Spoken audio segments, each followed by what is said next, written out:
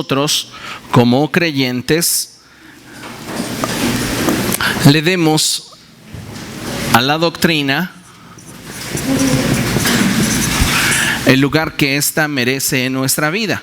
Y una de las cosas que mencioné que necesitamos tener presentes al momento de hablar de la doctrina y hablar de nuestra actitud hacia la doctrina, mencioné que eran 4 cosas sumamente importantes. Y era, número 1, conocer. Número 2, entender. Número 3, valorar.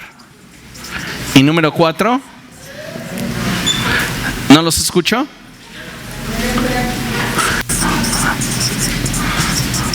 Poner en práctica la palabra de Dios.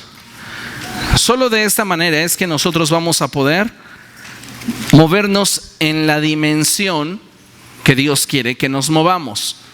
Porque si no conocemos la doctrina, pues definitivamente estamos caminando en nuestra vida cristiana sin dirección alguna.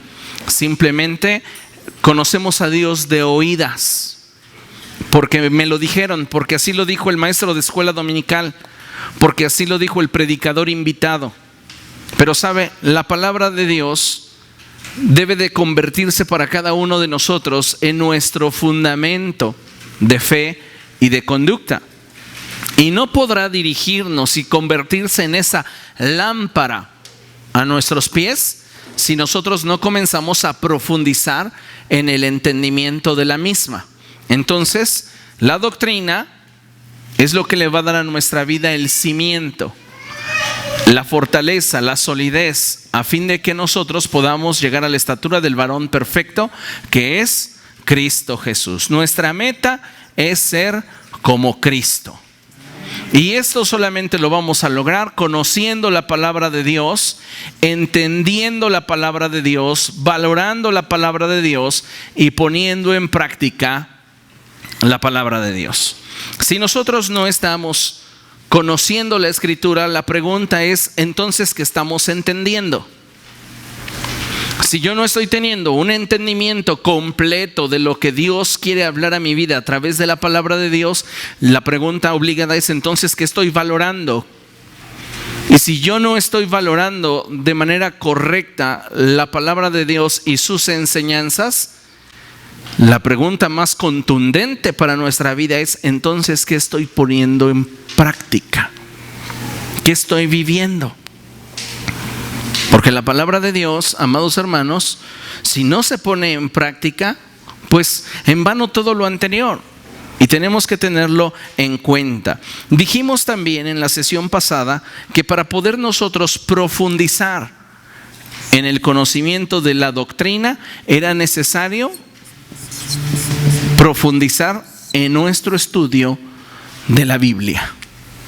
Y pusimos como ejemplo los creyentes de Berea, que estos, dice la palabra de Dios ahí en Hechos, capítulo 17, verso 11, que eran más nobles que los de Tesalónica, a tal punto que después de que Pablo les predicaba, indagaban en las Escrituras. Y yo les hice una recomendación que hasta ahora no he visto a nadie hacerlo. En cada enseñanza, en cada predicación, tomar nota de lo que se nos está enseñando. ¿Para qué? Para que nosotros podamos tener una comprensión más amplia. Mire, muchas veces cuando comunico algo y usted está teniendo su mente en otra cosa, usted entiende algo completamente diferente a lo que yo le he pedido. No es queja, es una observación. Yo les dije de tarea, ustedes van a hacer en una hoja, del lado izquierdo, cuáles son sus deseos, lado derecho, cuáles son sus anhelos, y los van a enumerar. Y una vez que tengan toda esa lista en claro, me van a enviar un mensaje o me van a entregar una hoja que diga, tengo claros mis anhelos. Era todo. No era entregarme su enciclopedia de anhelos y deseos. Es que esto es todo lo que deseo, pastor. 10 hojas. Yo nunca dije eso. ¿Se da cuenta? Si en la comunicación verbal se nos están escapando cosas que son tan simples. Ahora imagínense estarme escuchando hablar 1 hora y 20. ¿Con cuánto nos estamos quedando? La realidad es que con nada. Si nos preguntan al final de qué habló el pastor, fácil, de Jesús. Habló de Jesús y sí, Cristo es el centro, pero no estamos reteniendo. Y para poder cimentar nuestras vidas en un fundamento sólido, tenemos que profundizar como los cristianos de Berea en el conocimiento de las Escrituras. Entonces, si algo en la predicación no me queda claro, yo puedo anotar y poner en mis notas por qué el pastor dijo esto. Y al final, o después de que usted haya intentado investigarlo, buscado, viene conmigo y pastor, no he encontrado la respuesta. ¿Por qué usted expresó esto? ¿Sabe hasta dónde estoy comprometido con el mensaje que predico? Hasta el punto en el cual permito que se grabe todo lo que digo. Así que si hay algo que tuviera que reprochárseme, ya no quede en su dicho, que pongan la grabación. Tan simple como eso. Hasta ese punto estoy comprometido con el mensaje que predico. Pero muchas veces nosotros no estamos ahondando en el conocimiento de la Escritura. ¿Por qué? La realidad es que, mire, en muy pocos casos, yo diría como que en un 20% del grueso de la iglesia es por indiferencia. Yo diría tal vez que en un 15% es apatía. Pero yo diría que fácilmente en un 65% de los que no profundizan es por flojera. ¿Para qué? ¿Qué entendiste? Nada. ¿Se da cuenta? Usted es el responsable de qué tanto va a profundizar y conocer, entender, valorar y poner en práctica de la palabra. Porque de nada nos sirve estar escuchando a un predicador 1 hora y 20 si al final yo no entiendo nada de lo que está diciendo. Es como si sintonizara la radio de Tokio. No, pues sí, le estuve escuchando 1 hora y ¿qué decían? ¿Quién sabe? Tenemos que asegurarnos de que la semilla que está siendo sembrada en nosotros está cayendo en buena tierra. Y no solamente buena tierra representa una buena actitud para las cosas de Dios, un corazón humilde y sencillo para recibir el conocimiento de Dios, también implica que el labrador trabaje la tierra. ¿Y cómo trabajamos esa tierra, amados hermanos? Yendo al texto sagrado, conociendo la Escritura, leyendo más de la palabra de Dios. ¿Cuál es su récord de lectura en lo que fue el primer mes del año, en enero? ¿Leyó todo lo que habíamos acordado leer? ¿Quién se quedó solo al principio de Isaías? Muchas veces estamos intentando hacer las cosas, pero no estamos profundizando, y entonces usted se da cuenta por qué no crece. No es porque el predicador, no es la iglesia, no es ni siquiera Dios, somos cada uno de nosotros. Necesitamos entonces darle realmente a la doctrina el valor que requiere. ¿Cómo? Pues conociéndola y buscando entenderlo. ¿Para qué? Para que finalmente ese valor se transmita en hechos.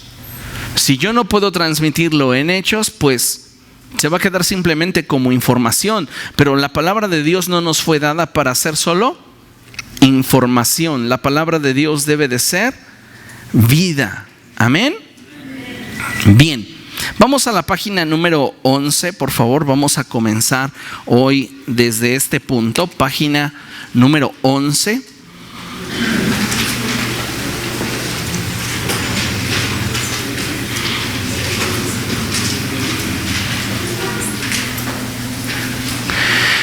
Y vamos a comenzar con un tema nuevo.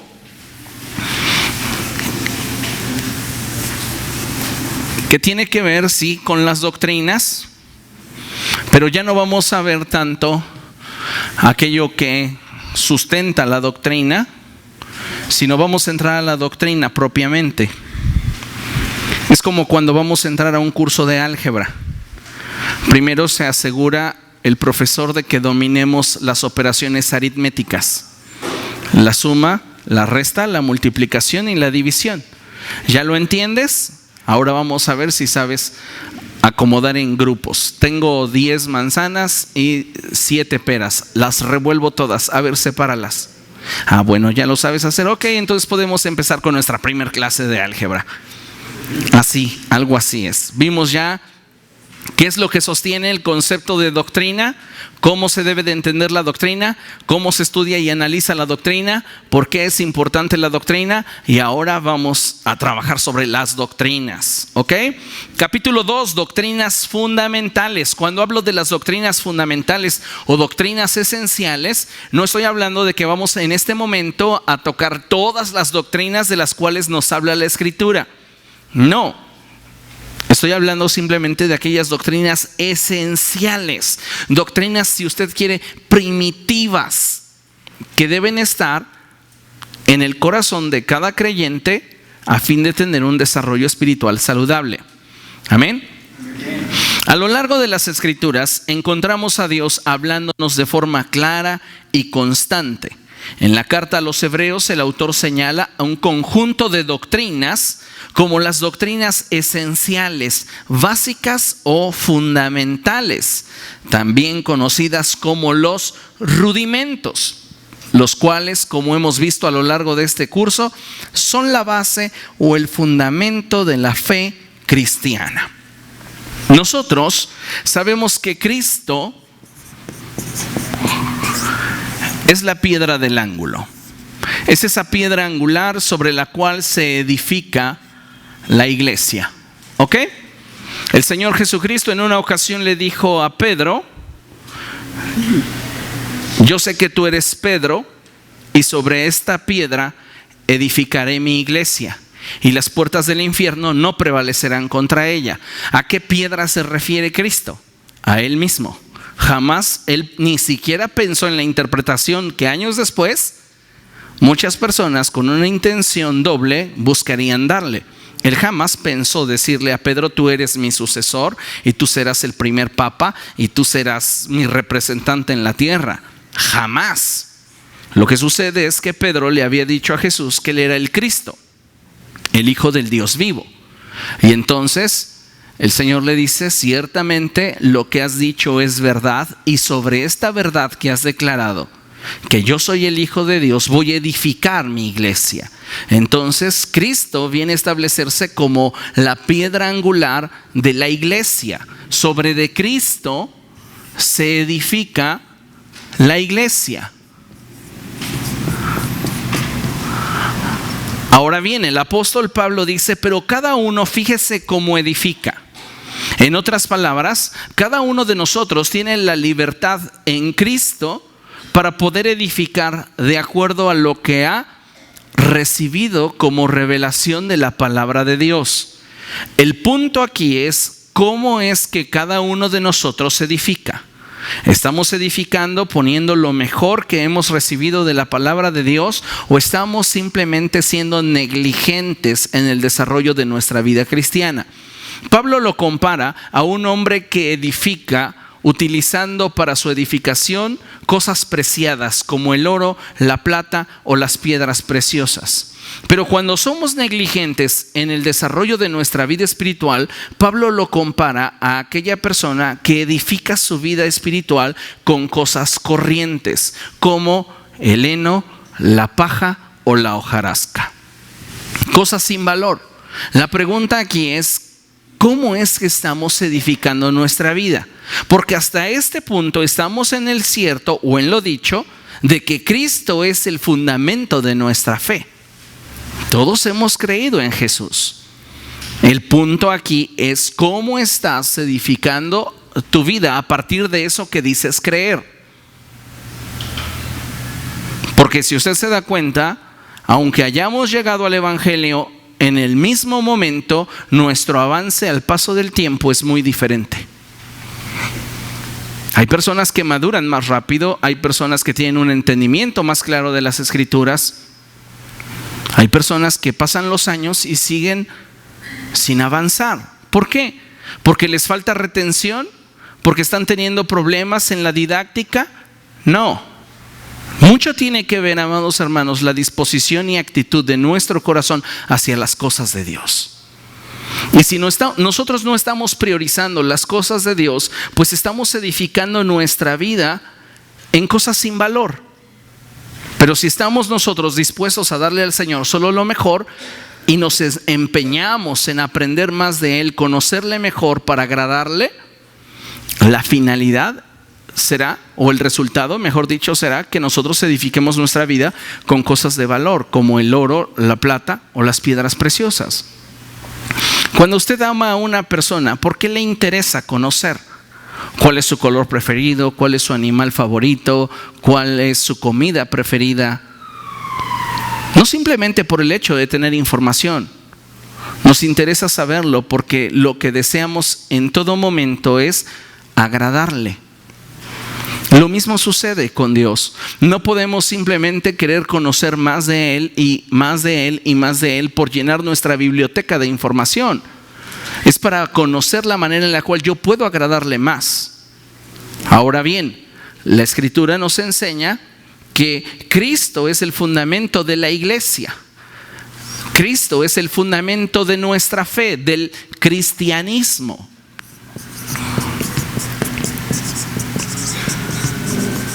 Pero algo que es cierto y que debemos de considerar es que sobre esa verdad hay fundamentos que van a sostener toda nuestra fe.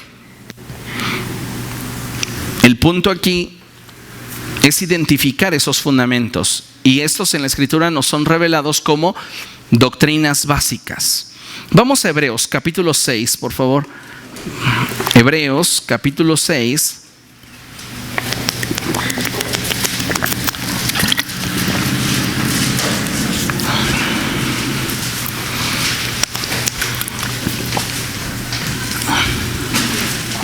Me gusta muchísimo la traducción de la Nueva Versión Internacional en este pasaje. Y quisiera que lo comenzáramos a leer desde el capítulo 5, verso 11. ¿Lo tiene? Dice la palabra del Señor así: sobre este tema tenemos mucho que decir, aunque es difícil explicarlo, porque a ustedes lo que les entra por un oído les sale por el otro.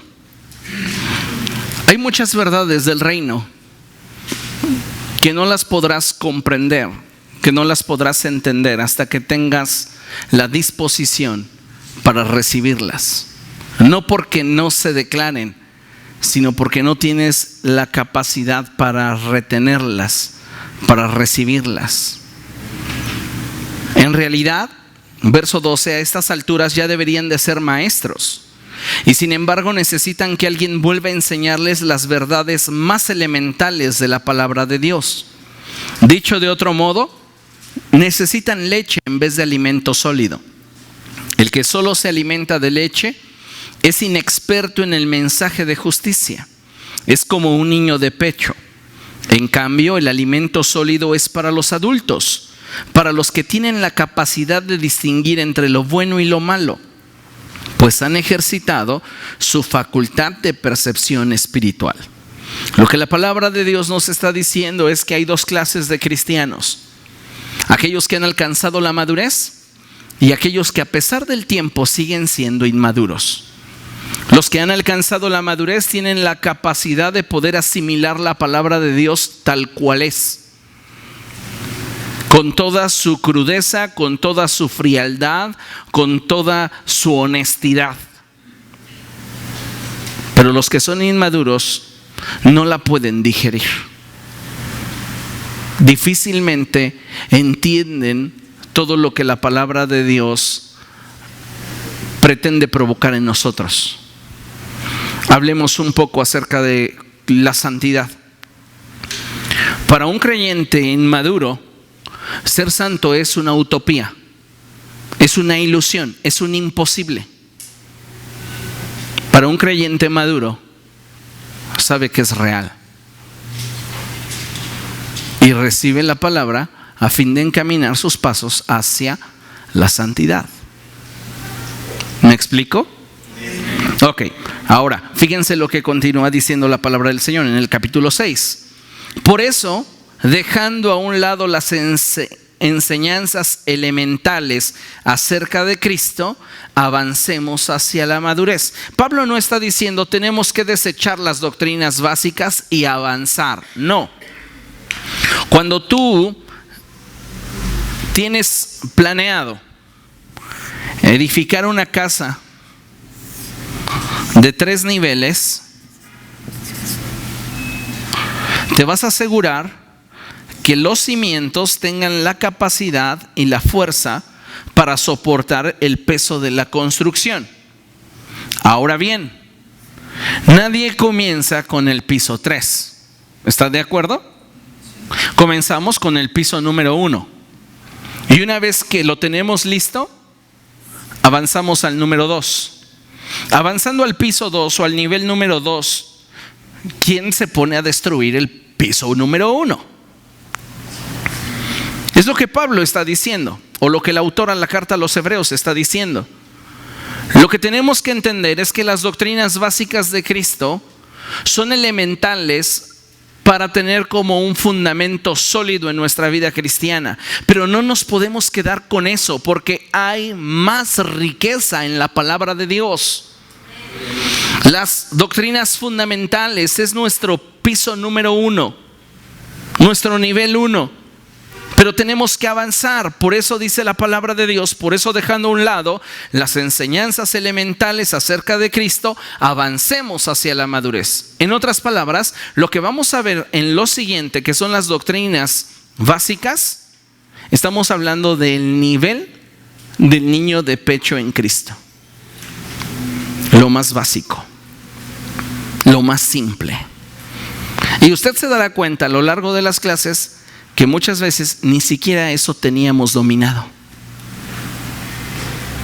¿Por qué? Porque hemos dado por hecho que la instrucción solo se debe de dar de forma o transmitirse de manera oral. Lo que desde el púlpito yo escuche es suficiente para mi crecimiento espiritual. ¿Quién te dijo eso? Lo que desde el púlpito escuchamos debería de ratificar lo que yo en lo íntimo estoy descubriendo a través de mi lectura personal de la palabra de Dios. Pero hay N cantidad de cristianos que solo sobreviven en su vida espiritual con lo que escuchan al pastor predicar cada domingo, cada quincena, cada mes, cada semestre o cada Navidad. Sí, porque aunque asisten cada Navidad a la iglesia, siguen siendo cristianos. Ellos siguen pensando que irán al cielo. ¿Sí o no? Entonces, lo que Pablo está diciendo es que estas enseñanzas elementales son básicas y todo creyente las debería de tener dominadas. ¿Quién de ustedes se sabe la tabla del 1? ¿Todos? Sí. A ver, una prueba. 9 por 1, 7 por 1, 1 por 3. Lo tienen dominado. Si es que en su mente no hizo 1 por 1, 1 por 2, 2, 1 por 3, 3, 1 por 4, 4 así. Sí, porque así era cuando yo todavía no dominaba el razonamiento que me permite hoy poder brincarme a un 6 por 7. 38, ¿quién dijo? ¿Se da cuenta? Hay cosas que ya tenemos dominadas y que podemos hacer en automático, pero ¿comenzó así? No. Comenzamos, en mi caso, escuchando un disco donde las cantaban. Y era 1 por 1, todavía me acuerdo de la tonadita, y así aviéntese hasta la del 10. Yo terminaba así. ¡Ah! Mi madre me dijo, ¿quieres dejar de escucharlo? Apréndetelas. Y esa era la única manera de poderme librar de ese disco, aprendiéndomelas. Si tú quieres avanzar al siguiente nivel de revelación en Cristo, tú necesitas tener lo básico, y lo básico son las doctrinas elementales. Y fíjese lo que dice la palabra del Señor. No volvamos a poner los fundamentos tales como, y comienza a mencionar cuáles son esas enseñanzas elementales para el desarrollo de nuestra fe en Cristo, como el arrepentimiento de las obras que conducen a la muerte, la fe en Dios, la instrucción sobre bautismos, la imposición de manos, la resurrección de los muertos y el juicio eterno. Estas doctrinas que menciona aquí el autor a la carta a los Hebreos deberían de ser para nosotros como la tabla del 1. Fáciles. Y cualquiera que pidiera de nosotros razón de lo que creemos, poderle responder con Biblia en mano, sin ningún problema. Lo que creemos respecto del arrepentimiento, lo que creemos respecto de la fe, lo que creemos respecto de la instrucción sobre los bautismos, lo que creemos respecto de la imposición de las manos, lo que creemos acerca de la resurrección de los muertos y lo que creemos respecto del juicio eterno. Eso es lo básico, lo elemental. Y a partir de ahí podemos nosotros avanzar al siguiente nivel e ir conociendo más acerca de cada una de las doctrinas que la palabra de Dios nos marca. ¿Ok? Leamos nuestro manual. En este pasaje son mencionadas 6 doctrinas. En realidad 7. ¿Cuál es la séptima que no incluí? La doctrina de Cristo. ¿Por qué no la incluí? Porque es un apartado especial. Porque tanto la doctrina de Cristo como la doctrina de Dios y la doctrina del Espíritu Santo son doctrinas bastante largas, extensas, y necesitamos tratarlas de manera independiente. Así que volviendo al pasaje, yo menciono solo 6 doctrinas, partiendo del hecho de que entendemos que la doctrina de Cristo debe de ser tratada por separado. Amén. En este pasaje son mencionadas 6 doctrinas, las cuales son el cimiento de nuestra fe, la cual obviamente tiene como único fundamento y piedra angular a Jesucristo, como nuestro Dios, Señor y Salvador. ¿Quién es Cristo para nosotros? Básicamente te resumo en 3 palabras la doctrina de Cristo. Cristo es para nosotros Dios, Él es nuestro Salvador y Él es nuestro Señor. Muchos cristianos hoy día solo quieren que Cristo los salve, pero no le dan el honor ni el respeto que como Señor merece, y mucho menos tienen hacia Él la devoción que como Dios debería tener. ¿Por qué? Porque no hemos tenido una revelación tal de Cristo que nos cautive y que nos impulse a darle a Él lo mejor de nuestra vida. Lo único que nos preocupa, y yo hablaría fácil como de un 70-80% de personas dentro de la iglesia, lo que les interesa en primer lugar es no irse al infierno. Y solo un 30 o un 20% le interesa agradar a Dios. Estamos hablando de un porcentaje bajísimo. Porque la gran mayoría de personas han aceptado a Cristo como Salvador por la forma en la que se los ofrecieron.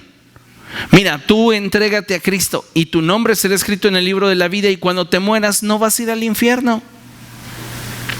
Pero nunca nos hablaron de su señorío.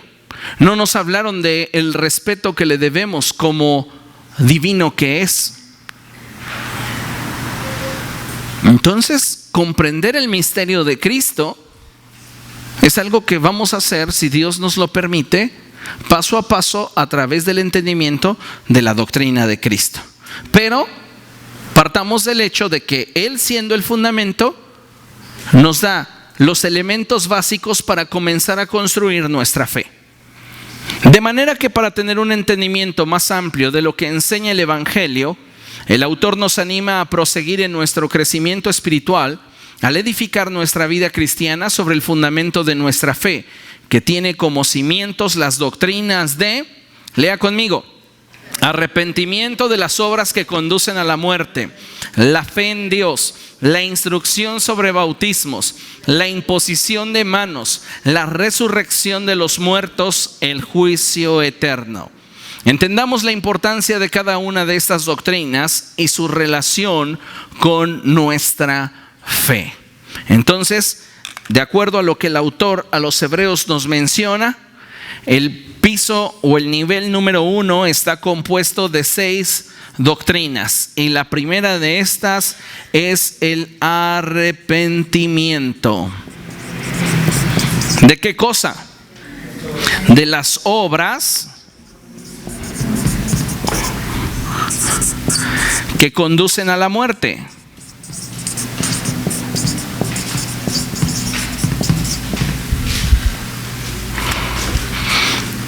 A través de las Escrituras encontramos un principio que define nuestra naturaleza caída, y este es el pecado. La Biblia dice que todos hemos pecado.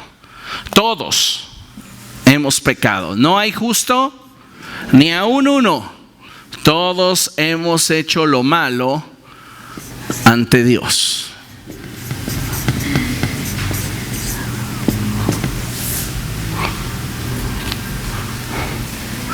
También enfatiza que no hay justo ni siquiera uno. Así que es importante que entendamos el valor de comprender lo que la Biblia enseña en relación al arrepentimiento, ya que es solo a través de este y la fe en Jesucristo como nuestro Salvador que podemos ser reconciliados con Dios. La palabra del Señor enseña a través del profeta Jeremías que si algo hace división entre Dios y nosotros son nuestros pecados. No debemos olvidar que nuestro Dios es santo. No practica la santidad. Él es la santidad. Nuestro Dios es santo y la Biblia dice que Él habita en la luz inaccesible. En Él no hay tiniebla alguna ni signo de variación. En otras palabras, cuando hablamos de la santidad de Dios, hablamos de una constante. La santidad de Dios no fluctúa de acuerdo a las modas o de acuerdo a las preferencias personales del individuo. Hay quienes consideran que la santidad de Dios fluctúa. Y los domingos, después de un sermón muy poderoso, está hasta arriba, pero entre semana Dios se relaja y no es tan exigente. No es así la gráfica de la santidad de Dios. La santidad de Dios es constante y siempre apunta a que nosotros vivamos en un nivel más alto del que cualquier persona sin Cristo podría vivir. No estoy diciendo que seamos un conjunto de personas reprimidas, porque no se trata de abrazar una disciplina o de abrazar una actitud que no corresponde con lo que hay en el interior de mi corazón. Porque si yo hago de esta manera, ciertamente no pecaré. No lo haré porque estoy decidido a no fallarle a Dios por causa de mi disciplina. Pero esto a la postre, mayormente cuando estamos en ambientes de lucha, de tentaciones, se convierte en una carga. Y llega el momento en el cual nos fastidiamos y lo dejamos. Entonces, hablar de santidad no tiene que ver con hablar de nuevas reglas. Hablar de santidad corresponde a la manifestación de una nueva naturaleza creada en Dios en verdadera justicia y santidad. Hay una forma diferente de pensar. Por ende, hay una forma diferente de vivir. Ya no es no lo voy a hacer porque no lo quiero hacer. No lo voy a hacer porque no lo debo hacer. Es no lo voy a hacer porque no lo deseo hacer. Mis deseos han cambiado. Mis anhelos han sido transformados. ¿Sabe usted en qué nivel de santidad se encuentra? Simple. Vea cuánto desea hacer lo correcto. Cuánto disfruta hacer lo correcto. Si voy a hacer lo correcto, pero por dentro me voy a estar torturando y diciendo, uy, eres un tonto, debiste haberlo hecho, mira, estaba bien fácil, debiste haberlo realizado. ¿Dónde está entonces esa nueva naturaleza?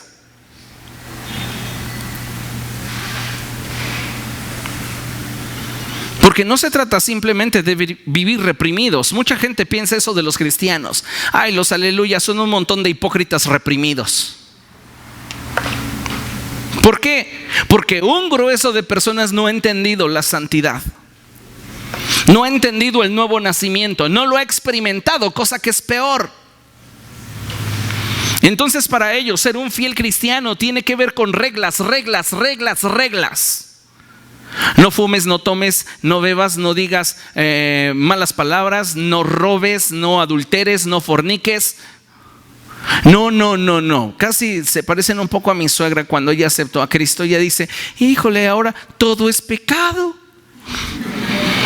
Tenía 83 años la mujer, después de haber estado en la religión popular, aceptó a Cristo y Cristo le fue revelado a su corazón. Y Cristo produjo convicciones firmes en su corazón. El punto aquí para preguntar es, ¿qué convicciones ha producido Cristo en tu corazón? ¿Qué convicciones? Porque si solo no vamos a pecar porque no debo de pecar, no lo voy a hacer, pero cómo me muero de las ganas. Dice Pablo, cásense, porque mejor es casarse que quemarse de pasión. Es que no se trata de que seamos un grupo de gente reprimida. Se trata de que seamos un grupo de gente transformada. Que si antes, cuando yo veía una botella de alcohol, ya me imaginaba su sabor, su olor en la copa. ¡Ay, qué rico! Ahora mi mente transformada no es afectada por la presencia de una botella en mi mesa, como si no existiera. Pero imagínese ese cristiano que no ha entendido la transformación y regeneración del Espíritu en nosotros, que está ahí sufriendo. Te reprendo, Satanás, así que no me voltees a ver, botella de whisky, no me veas, ya te dije, te someto, diablo. O sea, no, realmente no se trata de que estemos todo el tiempo reprimiéndonos. Sí va a haber luchas porque cada uno de nosotros es tentado de acuerdo a su propia debilidad. Pero cuando tú comienzas en el proceso de la transformación del Espíritu, la naturaleza pecaminosa comienza a perder su poder. No somos el producto terminado, cierto, pero hay cosas en tu vida que tú te das cuenta que ya no son como antes. Entonces, el primer punto al cual tenemos que enfatizarnos tiene que ver con el arrepentimiento. ¿Por qué? Porque de esta manera es que nosotros podemos reconciliarnos con Dios. Ahora, no solamente es el arrepentimiento por el arrepentimiento. Menciono en nuestro manual que necesitamos tener fe en la obra de Cristo Jesús en la cruz del Calvario. Cuando yo conjugo mi arrepentimiento con la fe de la obra de Cristo en la cruz, esta división que había entre Dios y nosotros se rompe y el efecto del pecado sobre mi vida deja de ser.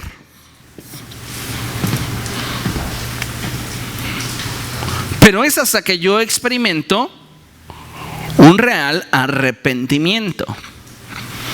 Y arrepentimiento y remordimiento no son lo mismo. Porque muchas veces como cristianos cometemos errores, fallamos, y lo que sentimos en nosotros es un remordimiento. Pero no hemos llegado al punto del arrepentimiento. ¿Por qué?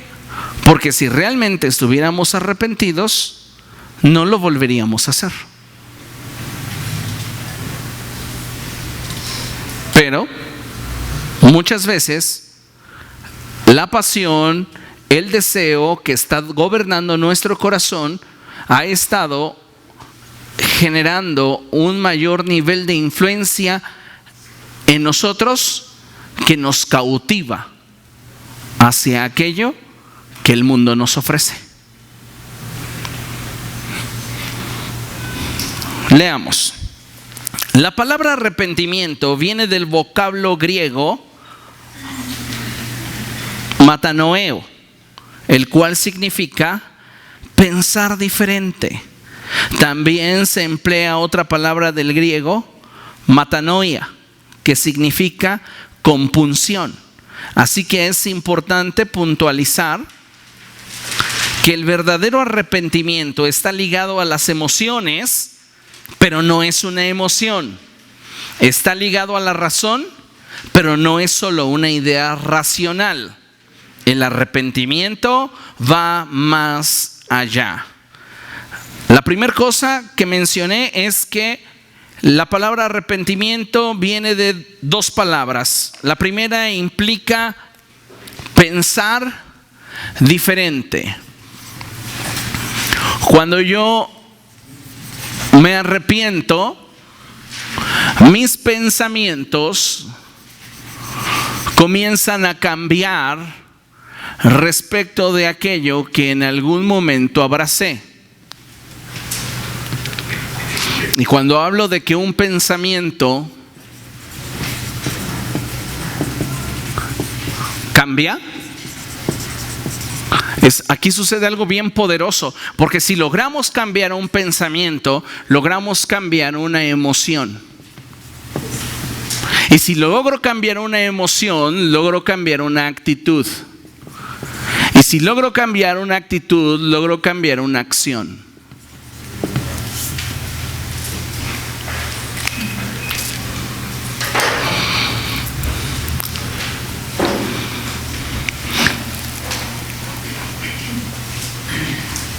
Eli, ¿tienes una duda? Sí, adelante. Deja que te llegue el micro. Hasta aquí me pareciera que todo es por esfuerzo humano. Todo es que yo lo quiera y que yo lo desee y entonces puedo transformar mi vida. Y entonces, ¿en dónde queda la necesidad de Dios? Esto es por la postura que algunas personas adquieren y dicen, bueno, entonces no necesito a Dios porque yo puedo transformar solo mi vida. Y es una cuestión de pensamiento y de una postura en el deseo del corazón.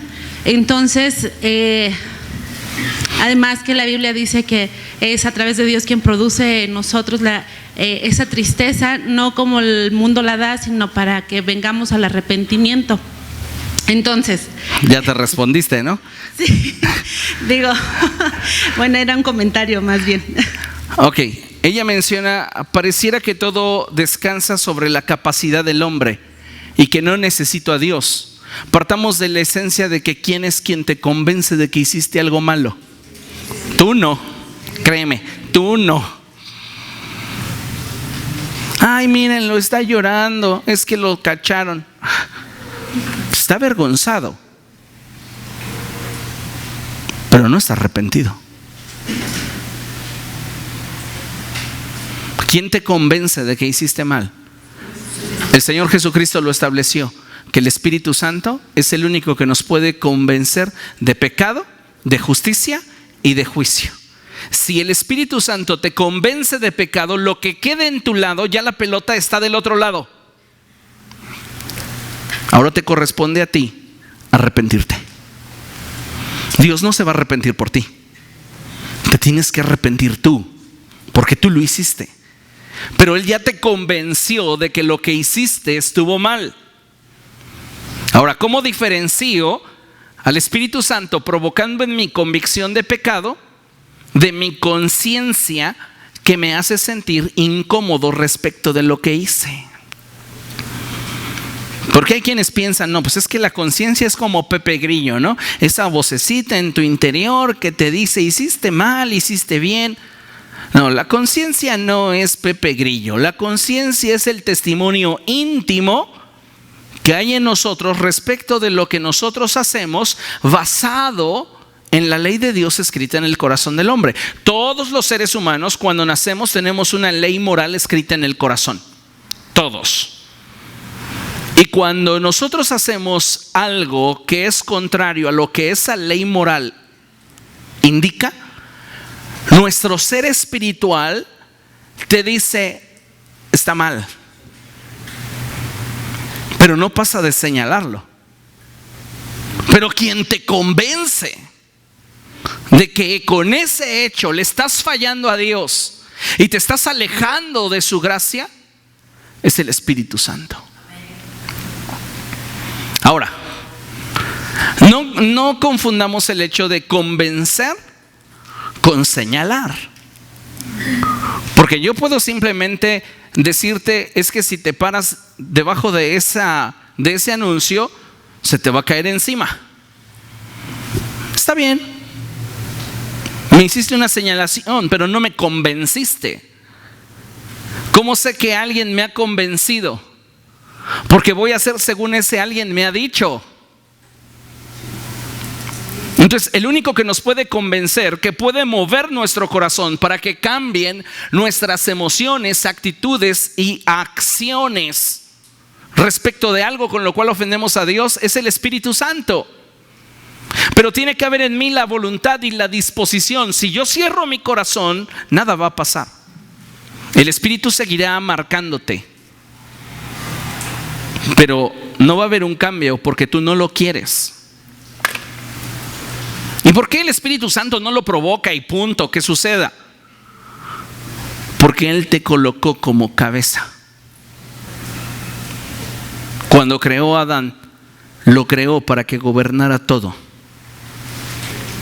Le dio señorío. Lo que hace Dios con tu voluntad es respetar el señorío que te dio. ¿Por qué no cambias simplemente tus ideas, tu corazón? Porque no eres un robot. Porque Él quiere que lo hagas por tu propia voluntad. Porque estás convencido de lo que Él te está diciendo. En otras palabras, estás confiando. Entonces, respondiendo a la pregunta o al comentario, realmente nada de esto descansa sobre nuestra capacidad. Lo único es que nuestra voluntad le abre la puerta a lo que Dios quiere provocar o le cierra la puerta.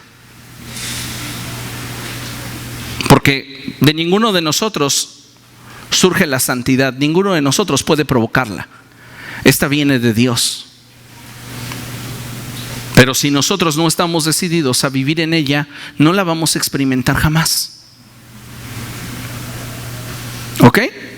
Ahora, entendiendo que todo comienza como una iniciativa de Dios por acercarnos a Él, convenciéndonos de pecado, para que nosotros nos arrepintamos y entonces en el arrepentimiento cambie mi manera de pensar respecto del hecho con el cual ofendo a Dios, suceden cosas muy interesantes, porque si yo cambio el pensamiento, cambio la emoción, cambio la actitud y determino un cambio en la acción. Platicaba yo con mi esposa días atrás y hablaba de aquellos niños que son alimentados con pecho materno y que pasan los 6 meses, los 9 meses y llegan al año y medio, llegan a los 2 años, a los 4 años y nada más llegan y le levantan la blusa a la mamá donde sea y se pegan. ¿Le ha tocado verlos? Bueno, ¿qué sucedió ahí? Dice la mamá, pues es que si no me hace una rabieta, ¿qué hago? Yo le decía a Carla, que se unte ajo. El niño ya tiene un pensamiento que ahí encuentra una fuente de satisfacción, una fuente de placer, porque ¿quién no disfruta sus alimentos? Hay placer. Yo le pongo un ejemplo, haciendo un paréntesis. Hay una ocasión en la que recién casados, no voy a balconear a mi esposa, ella empezaba en la onda de cocinarme, de guisarme, y un día me hace una ensalada, se veía súper bien y yo bien hambriento, dispuesto a entrarle, la pruebo y me sabía a cloro. La desinfectó, pero no la enjuagó. Entonces imagínese cuál fue mi pensamiento respecto de esa ensalada. ¿Cuál fue mi emoción hacia esa ensalada? ¿Cuál fue mi actitud hacia esa ensalada?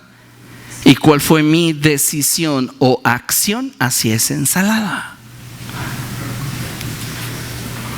Si la madre se empieza a untar ajo o chile, será solo cuestión de tiempo para que el pequeño adicto se harte y diga, esto sabe muy mal. Entonces, si logro cambiar su pensamiento, alteré su emoción, alteré su actitud y alteré su acción. Por eso es que debemos de vigilar muy fuerte nuestros pensamientos. De ahí surge todo. Cuando alguien te decepciona o cuando alguien finalmente no corresponde con tus expectativas, esa desilusión cambió un pensamiento, afectó una emoción, una actitud y al final determinó una acción.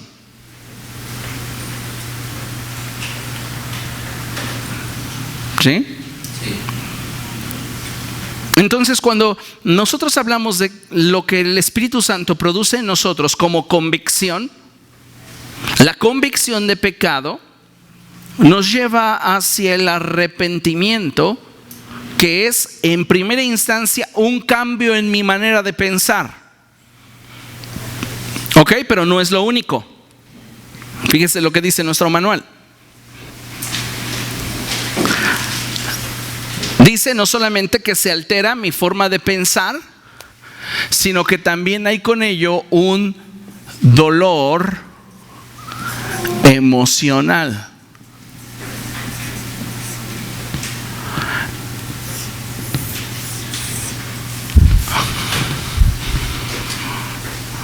Aunque ya lo había mencionado aquí, me gustaría sí remarcarlo de manera especial, porque cuando tú le has fallado a Dios y el Espíritu Santo ha traído sobre tu corazón convicción, es imposible que nosotros seamos indiferentes en cuanto a nuestra emoción al hecho con el cual herimos a su Espíritu Santo.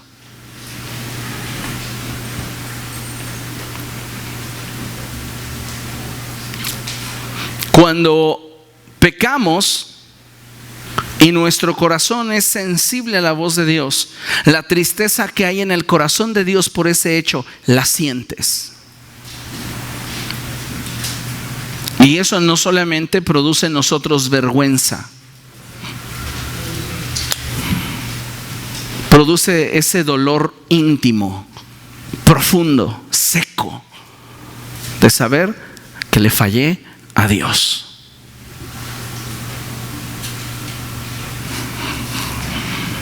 Así que es importante puntualizar que el verdadero arrepentimiento está ligado a las emociones, subraya eso, pero no es una emoción. Está ligado a la razón, pero no es solo una idea racional. Ay, pequé.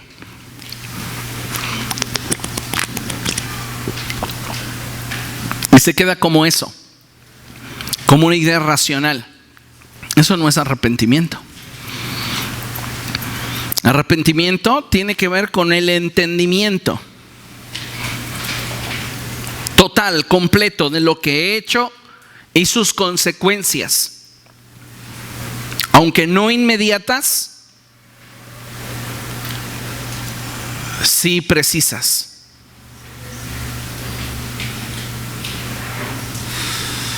Sobre mi vida. El arrepentimiento es un cambio de sentido y dirección. Es un cambio que surge en nuestra vida a partir de una convicción que a su vez transforma nuestra manera de pensar en relación a algo. Supongamos que yo tengo aquí un encendedor y lo prendo. ¿Cuántos de ustedes serían voluntarios para venir y colocar su mano a 5 centímetros de la llama y dejarla ahí por unos 3-4 minutos? ¿Por qué? ¿Ya te quemaste? No, no te has quemado porque no está sucediendo, pero estás convencido de eso. ¿Por qué? Porque tal vez en el pasado tuviste esa experiencia, o porque posiblemente viste a alguien sufrirlo. Eso produjo en ti convicción. No lo aprendimos en un pizarrón. Es que si tú pones tu mano en una flama te vas a quemar. ¿Y qué se siente quemar? No lo sé, pero bueno, nos enseña la biología que el tejido se va. ¿Me explico? Así no hubiera funcionado. Tuvimos que ver el efecto tal vez en alguien que se quemó y que se dolió y vi su herida. Y entonces eso me sirvió para darme cuenta que no lo debía yo de hacer. O tal vez en algún momento yo tuve la genial idea de hacerlo en la estufa. Ya estoy todo quemado, ¿verdad? Ya me di cuenta que no lo debo hacer. Entonces por ese motivo, esa convicción me mueve en la dirección que me protege. Con Dios sucede igual. Sus convicciones son para protegernos. Pero muchas veces nosotros somos necios, como el mulo o el caballo, que hay que ponerles un freno para que se acerquen a ti. Y decimos, es que no hay esques. El arrepentimiento es un cambio de dirección y sentido. Es un cambio que surge en nuestra vida a partir de una convicción que a su vez transforma nuestra manera de pensar en relación a algo. Si cambió mi manera de pensar, cambió mi emoción, cambió mi actitud, y al final solo mis acciones serán el fruto de lo que yo estoy sintiendo.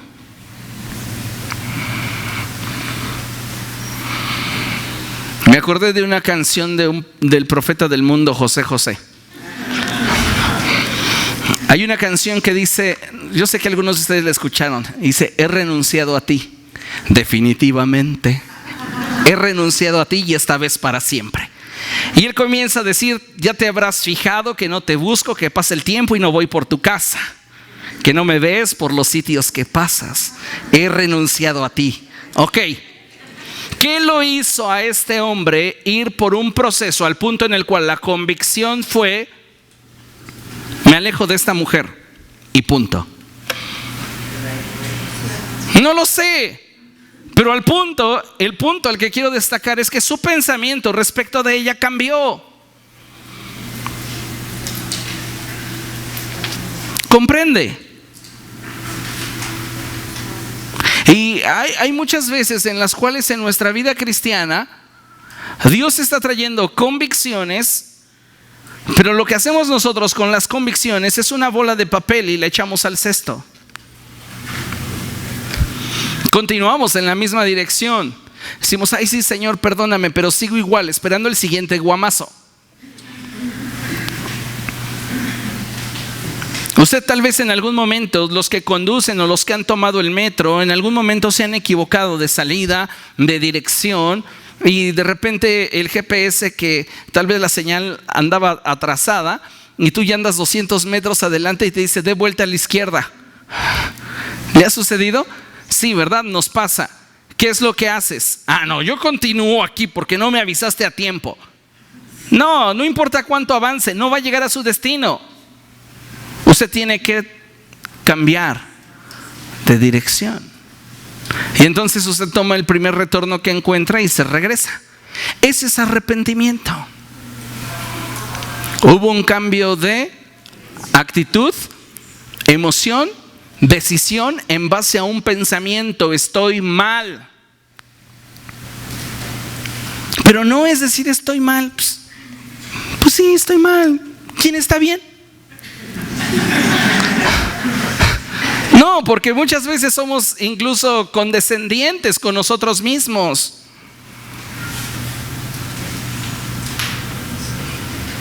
Tenemos que darnos cuenta que es realmente arrepentimiento. Tenemos una gráfica ahí y dice mente, pensamientos, actitud, sentimientos, acción, obras. Si yo logro alterar los pensamientos de una persona, voy a alterar sus sentimientos y al final lo que será alterado de forma automática serán sus acciones. Alguien dijo por ahí esto que es bien cierto: ¿quieres conocer cómo piensa una persona? Fíjate en sus decisiones. ¿Quieres descubrir qué hay en su corazón? Fíjate en sus reacciones. Porque decidimos en base a lo que pensamos. Cásate con ese muchacho. Ay, no. ¿Por qué? ¿Está feo? ¿No tiene trabajo? ¿No me da seguridad? ¿No me da estabilidad? Si esos pensamientos cambiaran: está guapo, tiene billete, te ama, te será fiel, me caso. Cambiamos solo el pensamiento. Dicen, bueno, y el chavo también. Bueno, a veces ni eso. Solo cambiamos el pensamiento. ¿Cuántos de ustedes se enamoraron de una persona a la que al principio le caía gordo o gorda? Decían, ay, no, es que no lo soporto. Y después terminaron enamorados. ¿Qué pasó? Cambió un pensamiento. ¿Cómo te desilusionas de alguien? Cambia un pensamiento. Ay, es que parece Brad Pitt y es tan inteligente como Albert Einstein y tan pudiente como Bill Gates. Y al siguiente día, ay, esa rata horrible. ¿Qué hizo que cambiara un pensamiento? Entonces, la mente tiene el poder de transformar todas las cosas si nosotros la enfocamos en lo que Dios está intentando producir en nuestra vida. Porque si lo dejamos solo como la mente tiene la capacidad de transformar todas las cosas, pues entonces vamos a empezar a decir que con el pensamiento todas las cosas pueden llegar a ser posibles. Pero la realidad es que a pesar de que tenemos una gran y enorme capacidad intelectual, necesitamos de Dios que sea el que guíe esos pensamientos hacia la verdad, hacia lo correcto, hacia lo que es justo, porque nosotros como seres humanos no podemos. Nuestro punto de referencia es muy pobre. Solo el punto de referencia de Dios y las Escrituras es lo que nos puede dar trascendencia segura. Y si tienes la voluntad, digo, vamos, ya se logró todo. Mateo capítulo 21. Vamos allá y con esto nos vamos a quedar. Mateo capítulo 21.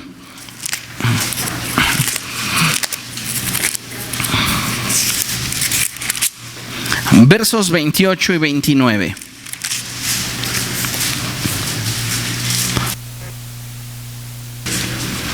Esa es una de las historias de las parábolas que más me gustan de la Escritura. Y es la parábola de los 2 hijos. Mateo capítulo 21, versos 28 y 29. ¿Qué les parece?, continuó Jesús. Había un hombre que tenía 2 hijos. Se dirigió al primero y le pidió: hijo, ve a trabajar hoy en el viñedo. No quiero, contestó, pero después se arrepintió y fue. Luego el padre se dirigió al otro hijo y le pidió lo mismo. Este contestó: sí, señor, pero no fue. ¿Cuál de los 2 hizo lo que su padre quería? El primero, contestaron ellos. Va a haber cosas que Dios va a comenzar a pedirte a ti. ¿A quién le pidió Dios a Isaac? ¿A quién le pidió Dios a Isaac? ¿Por qué no se lo pidió a Lot? ¿Por qué no se lo pidió a Adán? ¿Por qué no se lo pidió a Moisés? ¿Por qué no se lo pidió a Sansón? No podemos esperar a tomar decisiones hasta que Dios le pida lo que a nosotros nos está pidiendo a las contrapartes que están vinculadas con nosotros. Te lo explico de otra manera. Estás en un grupo de personas que gustan del fin de semana irse a tomar la copa. No se embriagan, pero les gusta ir a tomarse 1 o 2 copas y platican. Pero el Señor te está diciendo a ti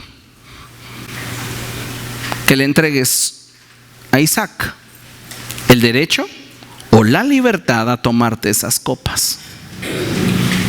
No puedes esperar hasta que a todos tus compañeros de trabajo los convenza de no tomarlas y en lugar de ir a tomarse las copas, ir al cine o a una cafetería para tú obedecer.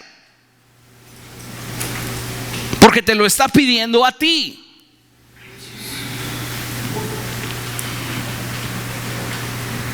El punto es que muchas veces nosotros decimos pues hasta que todas las partes involucradas quieran. Y no es así. Si realmente tienes convicción, vas a obedecer tú.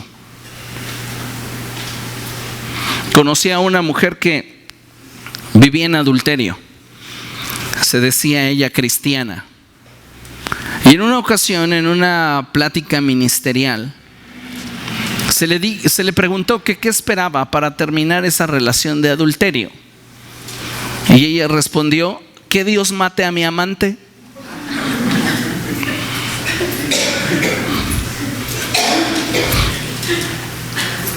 Es lo que ella estaba pidiendo.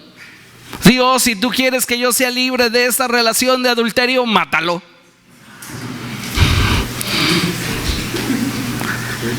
¿Se da cuenta? O sea, hay veces en las que somos nosotros simplemente no deseando hacer lo que Dios nos está diciendo que debemos hacer. O estamos queriendo esperar a que las contrapartes o partes involucradas decidan por nosotros. ¿Quién va a decidir ser salvo o condenarse? Tú. Cada uno de manera individual.